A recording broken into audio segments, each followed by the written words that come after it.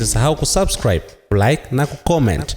Makundi ya wasaka urais kuelekea uchaguzi mkuu ujao yamezidi kukitafuna Chama cha Mapinduzi CCM na kupoteza mwelekeo wake. Makundi yanayokitafuna chama hicho yanatajwa na wachambuzi wa mambo ya kisiasa kuwa yanasukumwa na kinachoitwa mbio za wasaka urais kuelekea uchaguzi mkuu ujao. Makundi yanayokiandama chama tawala yanaathiri utendaji wake kupindishwa kanuni kwenye teuzi za viongozi na mabaraza ya wawakilishi na kujenga matabaka ya upendeleo na uonevu. Vyanzo vya taarifa vya gazeti hili vinadai kuwa makundi hayo yamejidhihirisha kwenye uteuzi wa wajumbe wa halmashauri kuu ya taifa NEC kwenye viti wa bunge na wabunge wanaotokana na baraza la wawakilishi Zanzibar.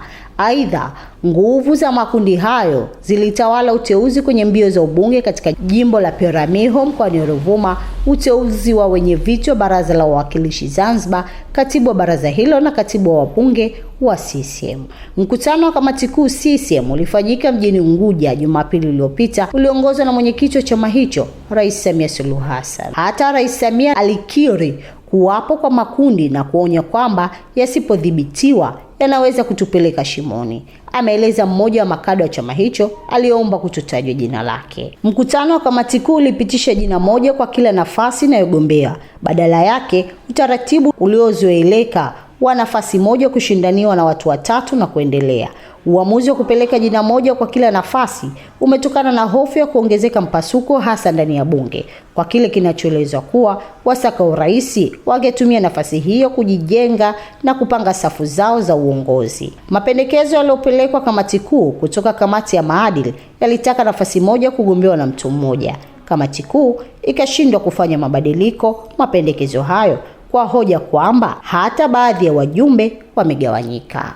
Wengine ni sehemu ya makundi yanayotajwa. Haya yanajiri kipindi ambacho Rais Samia akionya mawaziri wake kwamba atakayejihusisha na mbio za urais kabla ya muda kufika ataondolewa kwenye nafasi yake. Akizungumza na wazee wa Dar es Salaam tarehe 2 Disemba mwaka jana, Rais Samia alisema ni vema wanaotaka urais 2030 waondoke ndani ya serikali kwa kuwa hataki watumie nafasi walizopata kwa malengo binafsi. Alisema wale wanaoangalia mwaka 2030 na waomba safari yao siende kuvuruga serikali.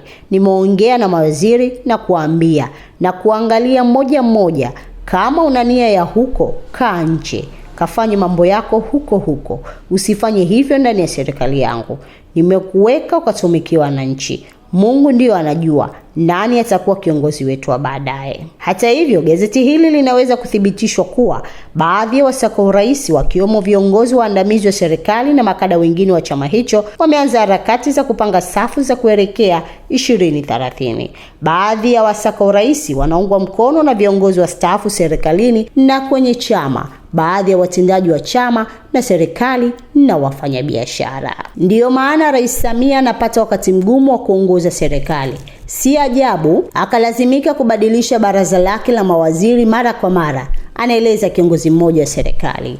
Kamati kuu iliyokutana mjini Unguja imewapitisha kuwania nafasi ya ujumbe wa NEC Paul Makonda na Livingstone Lusinde almaarufu kwa jina la Kibajaji kupitia wabunge wake. Makonda na Kibajaji wamepitishwa kuwania nafasi mbili za wajumbe wa NEC Tanzania bara kwa upande wa wanaume. Wabunge kadhaa waliomba kuwania nafasi hizo hawakupitishwa.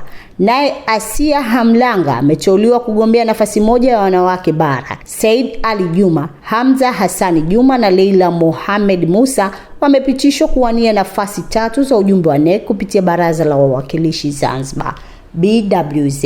Najma Giga, Deodatus Mwanyika na Cecilia Pareso wameidhinishwa kuwania nafasi ya wenye viti wa bunge la muungano.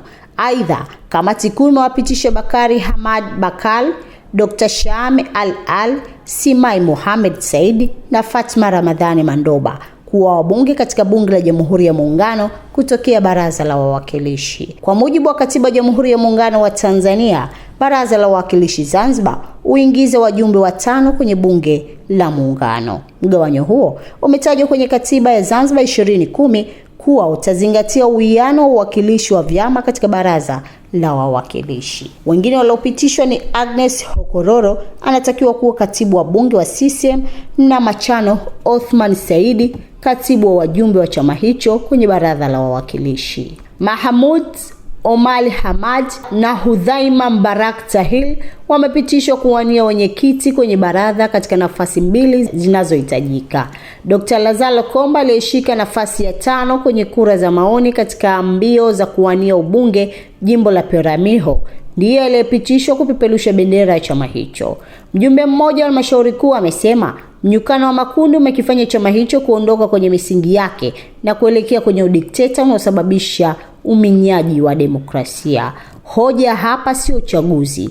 Hoja hapa ni kwamba mfumo unaotumika unatazama nani mwenzetu au yupo katika kundi lipi na kwa wakati gani.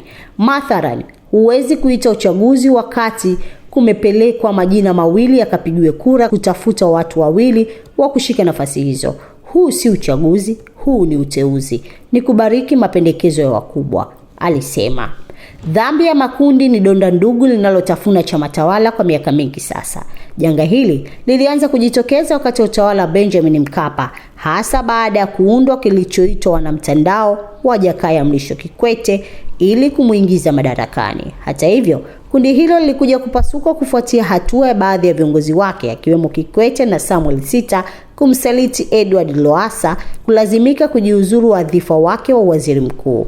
Tokea mwaka 1995, Lowassa na Kikwete walikuwa chanda na pete wakati wa kusaka urais. Walijiita Boys Two Men. Kikwete akashinda, Lowassa akawa waziri mkuu wake. Sita akawa spika na wanachama wengine kadhaa wakagawana nyadhifa mbalimbali kama keki ya harusi. Anaeleza mchambuzi mmoja wa siasa nchini. Anasema historia inajirudia, lakini pia rekodi mpya inajitokeza. Mbio za urais zinazoendelea sasa itazifanya CCM kufika mwaka 2030 kikiwa kimechoka. Viongozi wake wengi watakuwa wamejichafua au kuchafuliwa. Mtazamaji, usikose kupata nakala yako kile inapofika siku ya Alhamis. Sehemu mbalimbali utakutana na gazeti lako pendwa la Mwanahalisi. Ili kwa wa kwanza kupata habari zetu, tafadhali usisahau kusubscribe, like na kucomment.